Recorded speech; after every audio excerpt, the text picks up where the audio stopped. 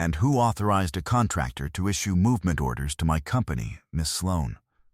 Or did you print that badge yourself? The question cuts through the operations floor like a blade scraping metal. The air conditioning hums somewhere in the ceiling, a low mechanical drone that nobody notices until a room goes silent enough to hear it. 43 people are working the floor of the Joint Operations Center at Fort Calloway's Special Operations Support Annex. Analysts hunched over terminals, a maintenance tech halfway up a server rack, 2 junior officers frozen mid-stride near the coffee station. Colonel Grant Weller stands in the center aisle in his service uniform, 4 rows of ribbons across his chest, the eagle on his collar catching the fluorescent light. He arrived 6 days ago to take command of the annex, and in 6 days he has made it clear he intends to run it like the infantry battalion he left behind. His arms are crossed the way a man crosses his arms when he owns not just the room, but the entire installation. His shadow falls across her workstation, long and deliberate, blocking the light from the monitor. Somewhere behind him, a printer chews through a stack of morning briefs. A phone rings twice and stops. The ordinary sounds of a Tuesday, still moving, even while everyone within earshot has gone very still to watch what happens next. She doesn't look up. Her name, the one on her badge, the one everyone here knows her by, is Mara Sloan, 32 years old. No rank insignia on her plain gray uniform, just a contractor badge clipped to her chest pocket, and a regulation bun pulled tight enough to survive a wind tunnel. She's smaller than every man on this floor, and she carries herself like someone who has never once needed to prove that it doesn't matter. Her hands move across the keyboard with the specific, unhurried precision of someone who has done this exact task 1,000 times before, in rooms with far higher stakes than this one. Not fast, not rushed, just certain, the way a surgeon's hands are certain, or a pianist's, muscle memory laid down somewhere no annex personnel file will ever record. A plain analog watch sits on her left wrist, the kind nobody thinks to ask a contractor to hand over, because nobody imagines it matters. She finishes the line she's typing. Only then does she turn. Command channels relayed the orders. Colonel, nothing more. 8 words, no more. Weller's jaw tightens. There is no command channel above me on this annex, sweetheart. I checked the org chart myself. Then the org chart's out of date. A ripple of laughter moves through the nearby cubicles, quiet, nervous, the kind that invites everyone else to join in without quite committing to it. Weller's face reddens at the edges. He steps closer, close enough that she can smell coffee and aftershave and something sharper underneath. Ambition, maybe, or fear dressed up as confidence. I don't know what game they're running with contractors on this base, he says, loud enough for the whole floor. But you will not issue one more instruction to my personnel without my signature on it first. Are we clear, Miss Sloan? Perfectly. She turns back to her screen. Her breathing doesn't change. 4 counts in, hold, 4. 4 counts out, hold 4. A rhythm so old it happens without her thinking about it. The kind of stillness that reads as insolence to a man who has never had to sit quietly under real pressure. Weller stands there a moment longer, unsure what to do with a silence that doesn't retreat from him. Then he turns on his heel and walks toward the glass-walled command suite at the back of the floor, what everyone on the annex still calls the war room, out of habit, though its official name changed 3 reorganizations ago.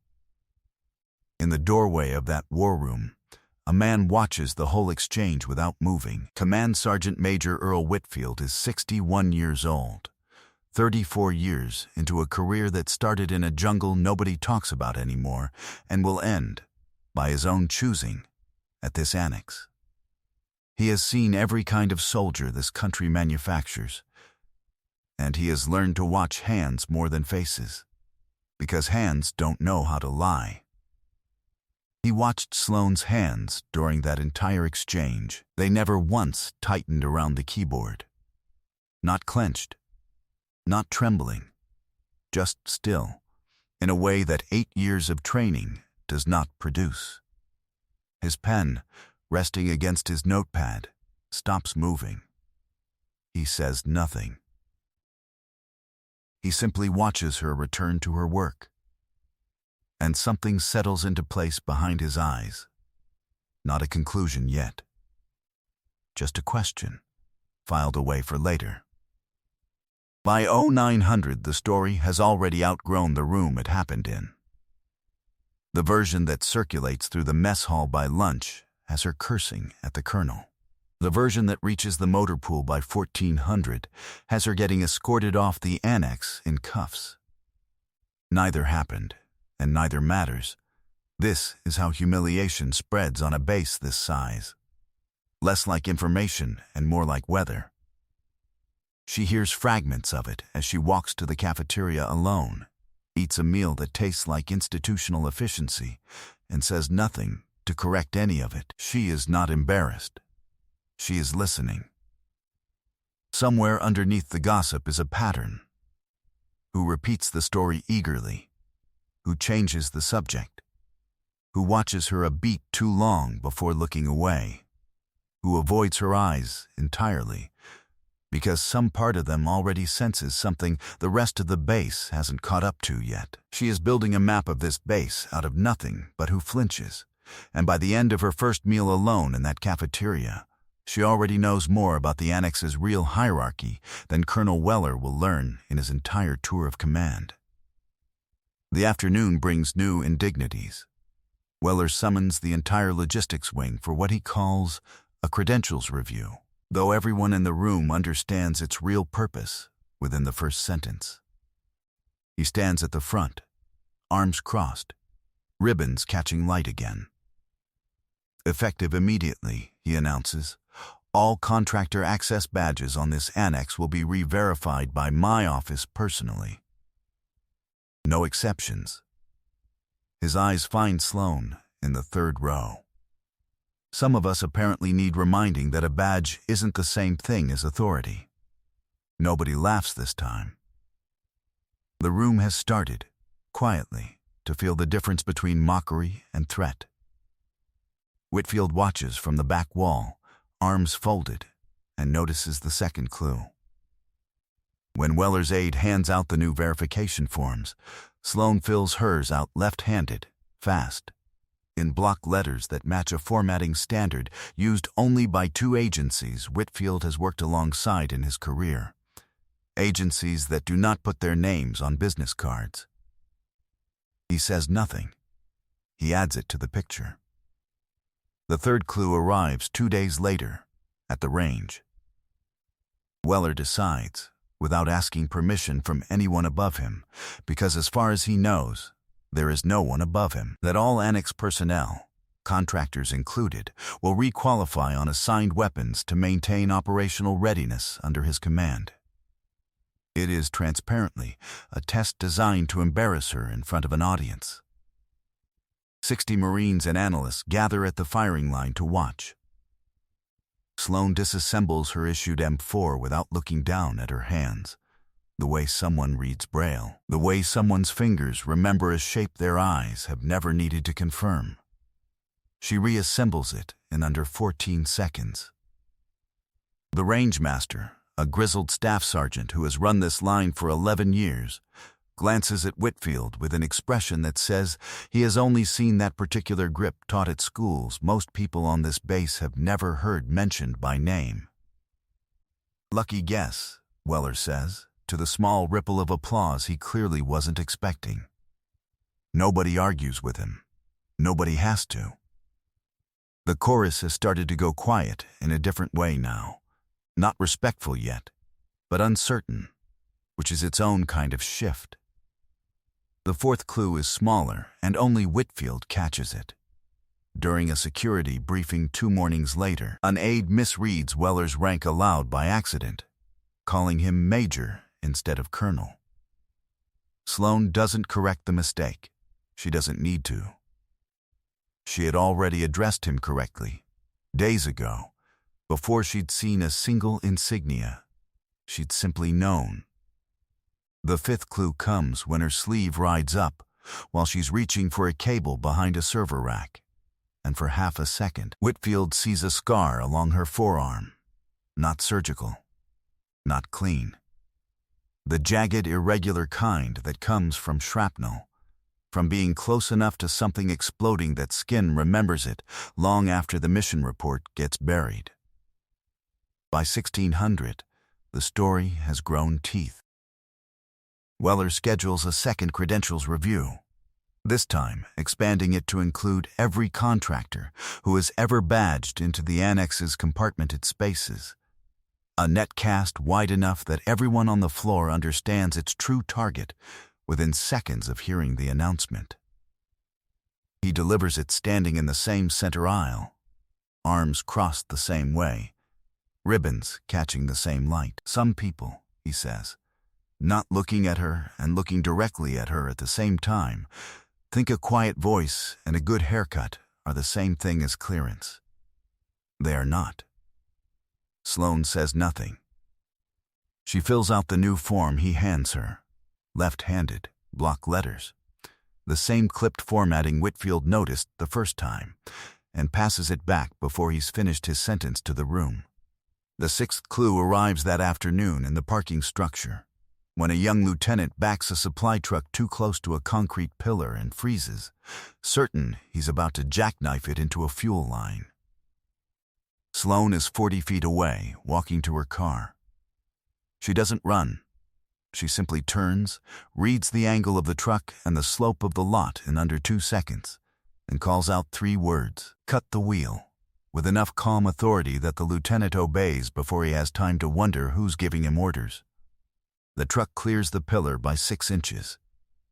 He turns to thank her, and she's already walking away, breathing even. 4 in, hold 4, 4 out, hold 4, as though nothing at all just happened. Whitfield, watching from the annex steps, adds it to the picture without a word. That night, over instant coffee in the break room, one of the junior analysts, a woman 2 years into her first assignment, asks Sloane, half joking, whether she's ever actually served. Sloane considers the question the way she considers everything, slowly, without performance.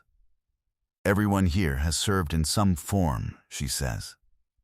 Some of us just don't get to talk about which form. The analyst laughs it off. Whitfield, passing the doorway, does not.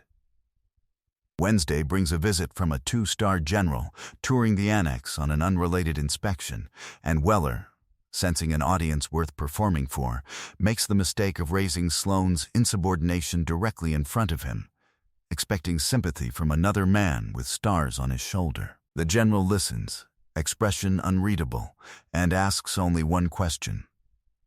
"Has she done anything you can actually document as wrong, Colonel? Or does she simply make you uncomfortable?" Weller has no answer that survives being said aloud.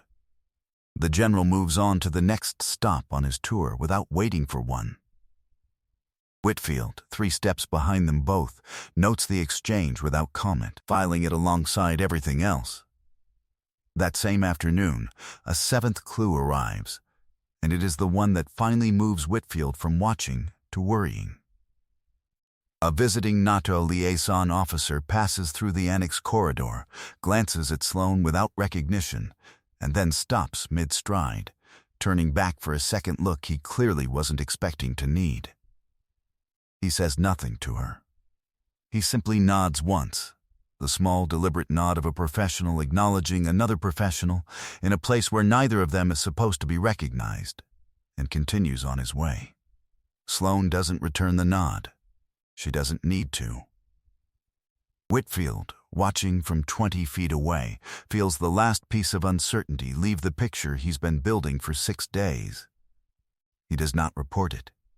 He simply starts paying closer attention to what Weller intends to do next. Weller, for his part, reads none of it correctly. He interprets the room's growing unease as vindication rather than warning, proof to him that everyone can feel the same wrongness about her that he's felt since day one, rather than the opposite. He corners two of his junior officers privately that evening and asks them off the record whether they've noticed anything strange about the contractor. Both of them, carefully, say no. Neither of them is lying. Exactly. They've noticed everything. They simply understand, in a way their colonel does not yet, that some things are safer left unsaid until someone with more stars asks the question first. By Thursday, Weller has stopped mocking her informally and started building a file.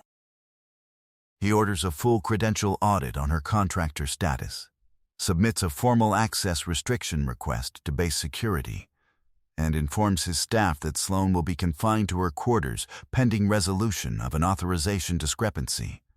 His words, delivered to a conference room of 11 officers, with the theatrical satisfaction of a man who believes he has finally found the thread that unravels her. "What were you doing at 0500 this morning?" he asks her directly in front of that same room when she is brought in for questioning. "System diagnostics. Why at 0500? Light network traffic, better performance data, and the encrypted call routed through your terminal at 0512. Also diagnostics? Also diagnostics." He waits for more. There isn't any more coming. Her answers are never longer than they need to be, and the absence of explanation unsettles him more than a lie would have, because a lie is something he'd know how to attack. Convenient timing for someone who apparently answers to no one. "I answer to someone, Colonel, just not you."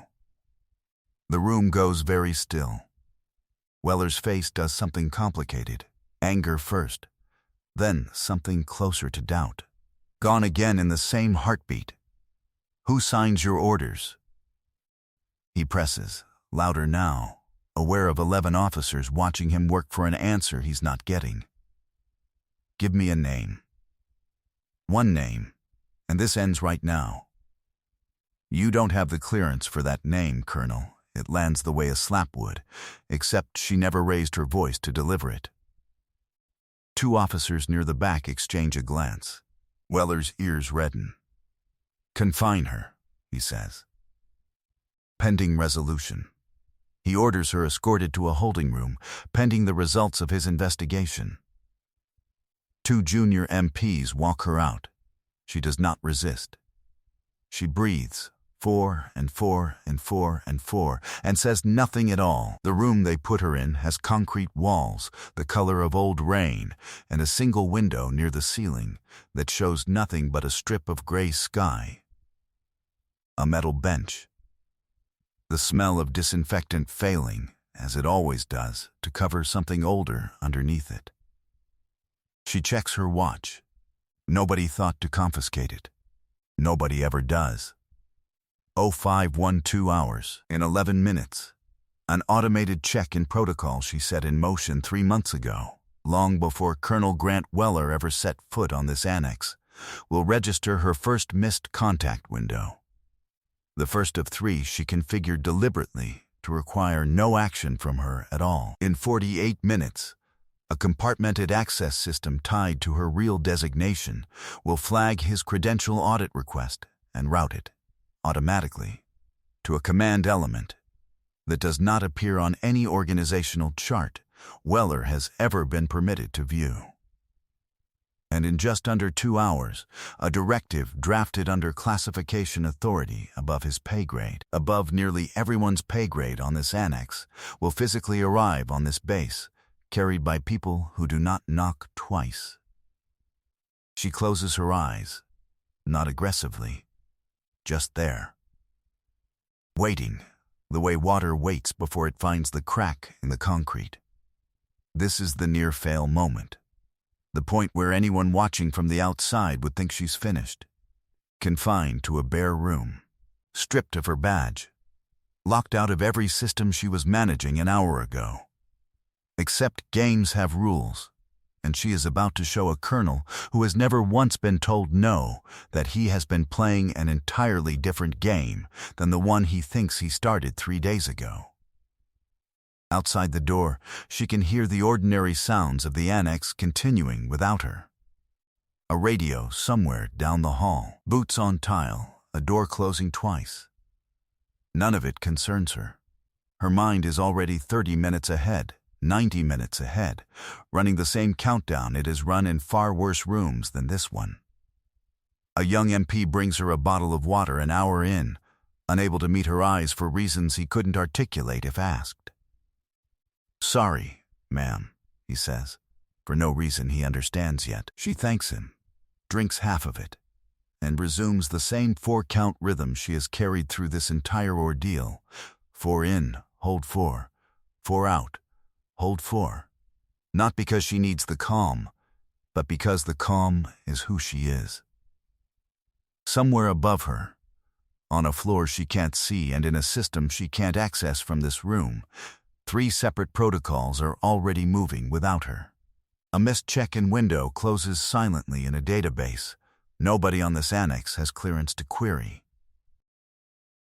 A credential audit request lands in an inbox belonging to an office that does not appear on any base directory.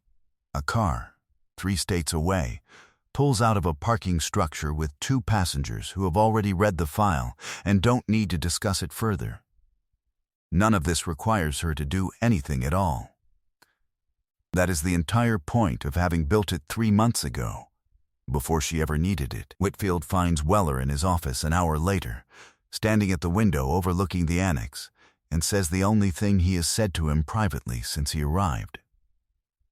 "I'd be very careful about this one, Colonel. She's a contractor with a bad attitude, Sergeant Major.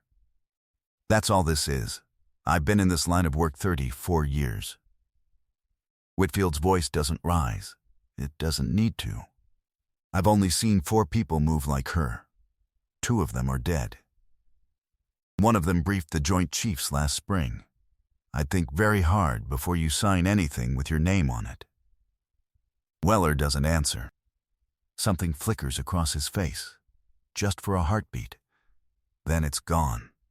Buried under the same certainty that has carried him through 22 years of assuming rank explains everything a room needs to know about power. "She's confined," he says finally. "That's the end of it."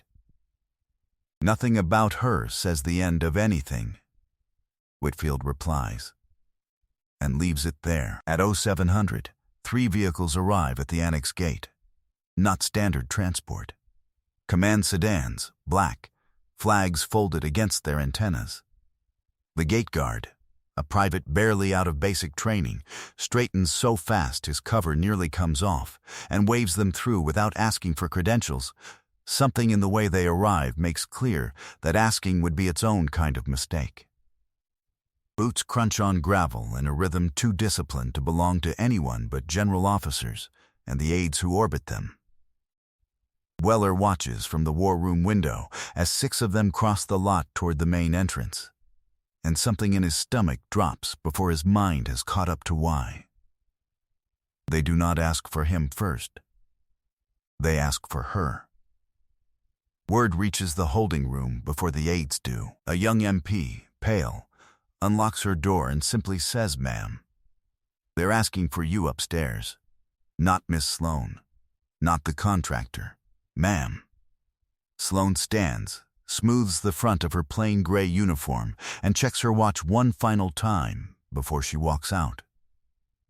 0701, right on schedule. She is brought up from the holding room and into the war room itself, where the full command staff is assembled without quite understanding why they were summoned this early, coffee still in hand, some of them still buttoning jackets thrown on in a hurry. Weller stands near the head of the table, uncertain for the first time anyone on this annex has seen, his earlier confidence already curdling into something closer to dread. She stands in the center of the room in the same plain gray uniform. No insignia, no visible authority of any kind. The senior-most general officer in the room, 3 stars, a face that has sat across from presidents, crosses the floor toward her. Not to interrogate her, not to demand an explanation. He extends his hand, and, with a gentleness that surprises everyone watching, turns back her left sleeve himself, exposing a small mark just above her wrist that most people in that room have never been trained to recognize. It is not decorative.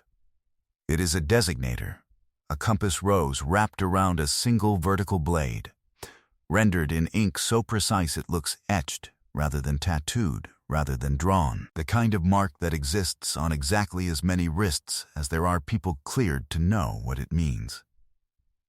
The emblem of a compartmented task force whose existence has never once appeared in an unclassified briefing, whose name most of the people in this room have never been permitted to hear spoken aloud. The Rangemaster, present for an unrelated matter, sees it over someone's shoulder from the doorway, and his hand drifts involuntarily, halfway toward a salute he hasn't consciously decided to start. The senior general studies the mark for 3 full seconds. Nobody in the room breathes during those 3 seconds. Then he straightens. The room detonates into silence. Not the ordinary quiet of an empty space. A silence with weight to it. Texture, the kind that makes people check exits without meaning to.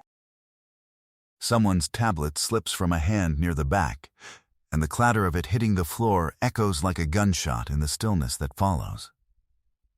The ack hum, always there, suddenly sounds deafening. A chair scrapes concrete as someone stands without deciding to.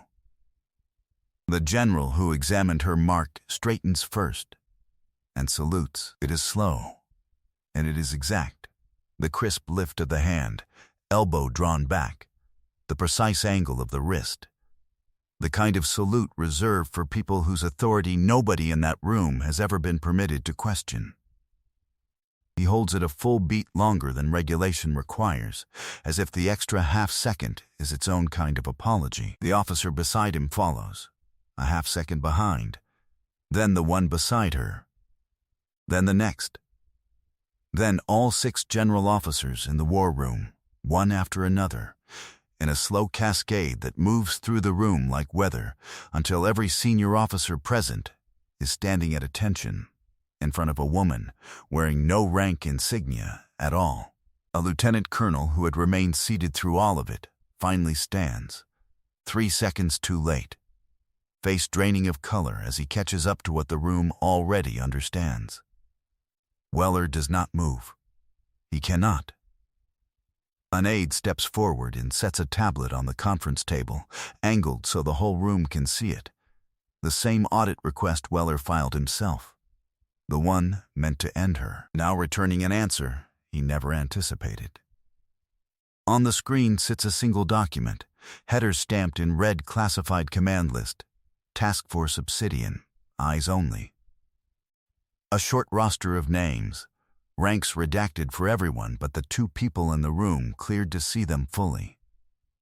Weller's own name sits 4 lines down, under a subordinate command designation he has never once seen written out before. Above his name, in a line that makes the color leave his face entirely, is hers. Commander M. Sloan, commanding officer. Nobody in the room says anything for a long moment. Someone exhales audibly. The senior general lets the silence sit exactly as long as it needs to before he speaks again. Commander Mara Sloan, he says, for the record, loud enough that every person on that floor hears it. Task Force Obsidian. Every officer in this room, myself included, answers to her authority on this installation, effective the moment she arrived. Colonel Weller was briefed on this arrangement in a compartmented access packet 6 days ago, which, as I understand it, he did not read past the cover page. Weller's face cycles through disbelief, then denial, then something that looks, for the first time since he arrived at this annex, like genuine fear. "You had no right," he starts. "I had every right," the general says. "You simply didn't have the clearance to know it." Nobody moves to correct Weller when his salute comes late, badly formed, a full 3 seconds behind everyone else's, his hand shaking slightly at the wrist in a way that no amount of ribbons on his chest can disguise. Nobody needs to correct him. The room has already stopped watching him and started watching her, waiting to see what a woman with this much quiet authority does with a man who spent a week trying to humiliate her in front of an audience. She does nothing. That, more than anything else that morning, is what finally breaks something loose behind Weller's eyes, the understanding that she was never going to need to do anything to him at all.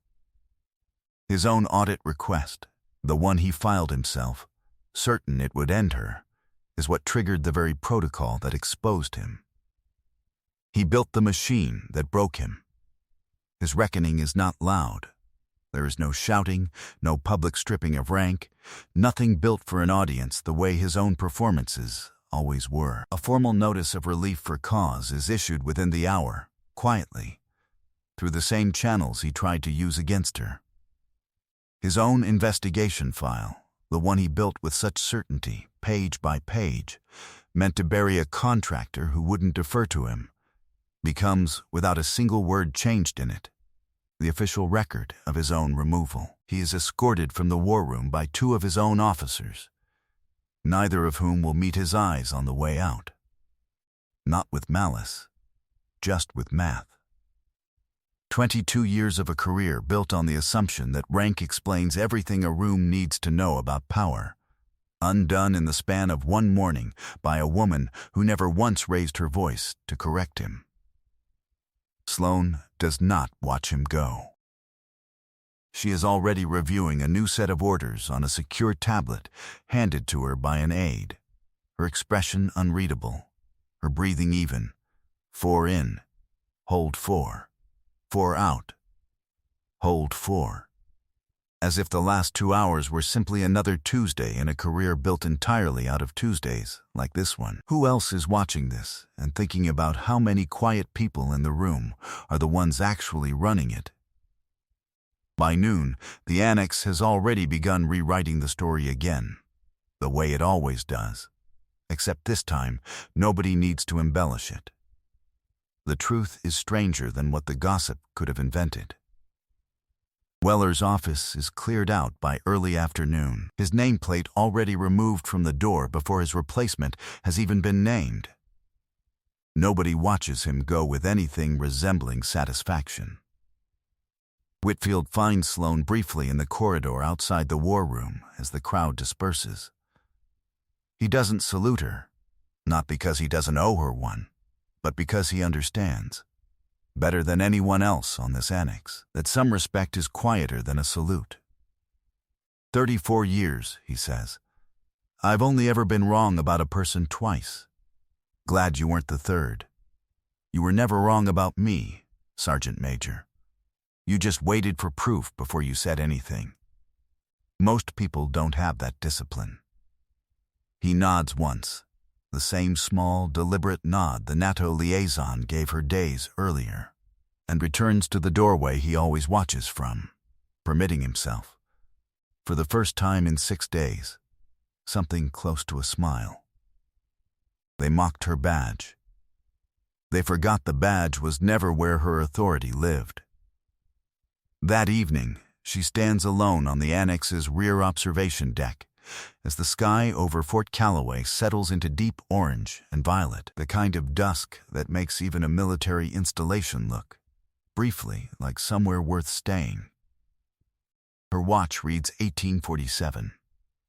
Somewhere below, the ordinary sounds of the base continue, a generator cycling, boots on gravel, someone's radio playing low through an open window. She does not celebrate. She never does. Celebration is for people who are finished, and she is already thinking about the next name on a list that only she and a handful of people in this country have ever been permitted to read. The secure tablet in her hand still holds one line she hasn't closed out.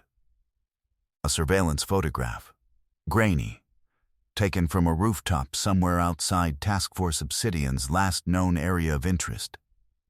A figure in the frame, face turned just enough away from the lens to keep his identity from being confirmed. Someone who shouldn't have been there. Someone who was. She looks at it a moment longer than she looks at anything else that day, then locks the screen and slides the tablet into her jacket. Justice isn't loud. It's patient. Tomorrow brings new ghosts to hunt. Every soldier carries a story that few ever hear. Listen with your heart. Thank you for staying and watching. Subscribe to MVP Stories for more.